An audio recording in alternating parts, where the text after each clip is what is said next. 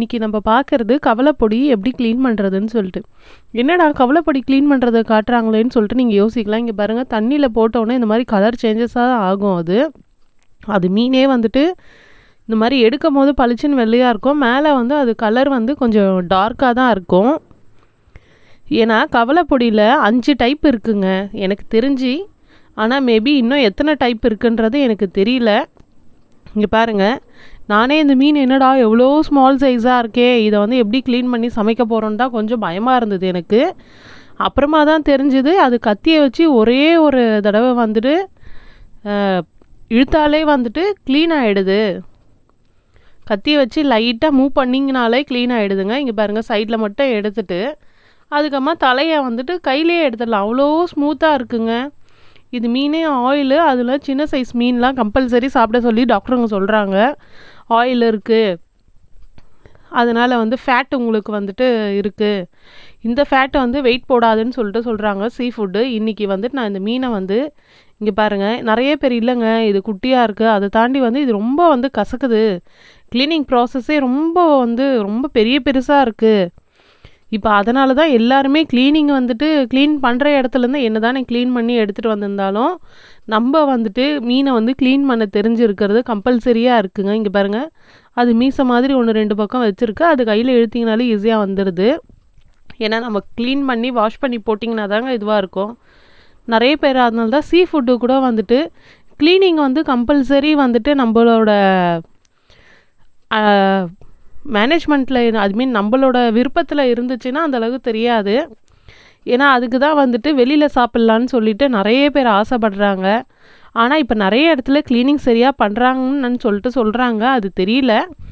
இருந்தாலும் வந்துட்டு ஏன் சொல்கிறேன்னா இங்கே பாருங்கள், அதே தாங்க ஃப்ரண்ட் அண்ட் பேக்கு கத்தியை வச்சு லேசாக வந்து மூவ் பண்ணிங்கனாலே ஈஸியாக வந்துடுது. இதெல்லாம் கையில் எடுக்கிறதுக்கு எங்களுக்கு பயமாக இருக்குது, ஐயோ முள் குத்திடும் செய்யும்னு சொல்லிட்டு நினைக்கிறவங்க வந்துட்டு இங்கே பாருங்கள், இப்போ மீன் க்ளீன் பண்ணுறதுக்குன்னு சொல்லிட்டு நிறைய ஆப்ஷனல்லாம் இருக்குது. அதை தாண்டி க்ளவுஸ் இருக்குது, நீங்கள் க்ளவுஸ் போட்டுக்கோங்க. வாழை வந்து உங்களால் இந்த மாதிரி கையிலே வச்சு கத்தியில் கட் பண்ண முடியலன்னா நீங்கள் வந்து சிசரில் கட் பண்ணிக்கோங்க, ஒன்றும் பிரச்சனை இல்லை. எப்படி நம்ம வந்து மீன் வந்துட்டு நான்வெஜ்ஜுக்கு ஒரு சிசரும் வெஜ்ஜுக்கு ஒரு சிசரும் அது மாதிரி பால் கட் பண்ணுறதுக்கு அதுக்கெலாம் வச்சுருக்கோமோ, அது மாதிரி நான்வெஜ்ஜுக்கு ஒன்று தனியாக எடுத்து வச்சுருங்க, ஒன்றும் பிரச்சனை கிடையாது, ரொம்ப பெரிய விஷயம்லாம் கிடையாதுங்க. ஏன்னா அந்த சிசர் இருந்ததுன்னா நெத்திலி மீன் வால் கட் பண்ணுறதுக்கு இது நிறைய விஷயத்துக்கு வந்து அது யூஸ் ஆகும். இந்த மீனை எப்படி சமைக்கிறதுன்னு சொல்லிட்டு நான் உங்களுக்கு அடுத்த வீடியோவில் காட்டுறேன். நான் இந்த மீன் வந்துட்டு ரேட் வந்துட்டு ரொம்ப கம்மியாக இருக்குங்க. இது வந்துட்டு நார்மலாகவே நம்மளால் வந்து பட்ஜெட்குள்ளே அடங்குற அளவுக்கு இருக்குது. ஏன்னா வந்துட்டு இதுவே வெறும் வந்து ரொம்ப லோயஸ்ட்டாக தான் இருக்குது. நீங்கள் வந்து காசு கம்மியாக கேட்டிங்கனாலும் கொடுக்குறாங்க, கிலோ கணக்கில் கேட்டிங்கனாலும் வாங்கிக்கலாம். இல்லை கூறு இல்லைன்னா அவங்கக்கிட்டே இல்லைங்க என்கிட்ட இந்த அமௌண்ட்டு தான் இருக்குது, இந்த அமௌண்ட்டுக்கு ஏற்ற மீனை கொடுங்கன்னு சொல்லிட்டு சொன்னாலும் கொடுக்குறாங்க.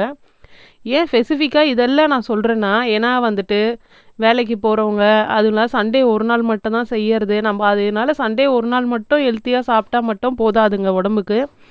இது மாதிரி நீங்கள் க்ளீன் பண்ணி வச்சு உப்பு காரம் இதுக்கு வந்துட்டு போட்டு நீங்கள் ஃப்ரீசரில் எடுத்து வச்சிட்டிங்கன்னா கூட அதுக்கப்புறமா ஃப்ரை பண்ணி எடுத்துக்கலாங்க நம்ம வேணுன்ற அளவுக்கு. இங்கே பாருங்கள், க்ளீன் பண்ணி முடித்ததுக்கப்புறமா எந்த அளவுக்கு ஒயிட்டாக இருக்குது பார்க்கும் போது தாங்க. அந்த தண்ணியெல்லாம் கொஞ்சம் கலர் சேஞ்சஸாக இருக்குது. நீங்கள் கலர் என்ன தான் வந்துட்டு 2-3 தடவை வாஷ் பண்ணி அந்த தண்ணி கீழே ஊற்றிட்டா கூட அது வந்து வயிறு பாகத்தில் நம்ம க்ளீன் பண்ணும் போது அப்படி தாங்க இருக்கும். இங்கே பாருங்கள் எவ்வளோ அழகாக இருக்குது பாருங்கள் க்ளீன் பண்ணதுக்கப்புறமா. ஒரு சிலதுக்கு வந்துட்டு மேலே அந்த ஸ்கின்னு வருது தாங்க, ஏன்னா ஸ்கின்னு வந்து ரொம்ப ஸ்மூத்தாக இருக்குங்க, ஸ்பாஞ்ச் மாதிரி இருக்குது. அதனால் வந்து அது ரிலீஃப் ஆகி தான் வருது. அதுக்கும் நம்ம சமைக்கிறதுக்கும் எந்த ஒரு பிரச்சனையும் இல்லை. நிறைய பேர் மீன் குழம்பா சாப்பிட்றதா இருந்தால் கூட சாப்பிட்லாம், ஏன்னா மீன் குழம்பா சாப்பிட்டு அது மிக்ஸ் பண்ணிட்டிங்கன்னா இதுவாகிடும். இங்கே பாருங்கள், நான் இது தான் சொன்னேன் உங்களுக்கு வந்துட்டு அடுத்த வீடியோவில் வந்து காட்டுறேன்னு சொல்லிவிட்டு, அடுத்த வீடியோவில் இதை ஃப்ரை பண்ணி எப்படி காட்டுறது, என்ன இன்க்ரீடியன்ட்ஸ் போடுறதுன்னு காட்டுறேன்.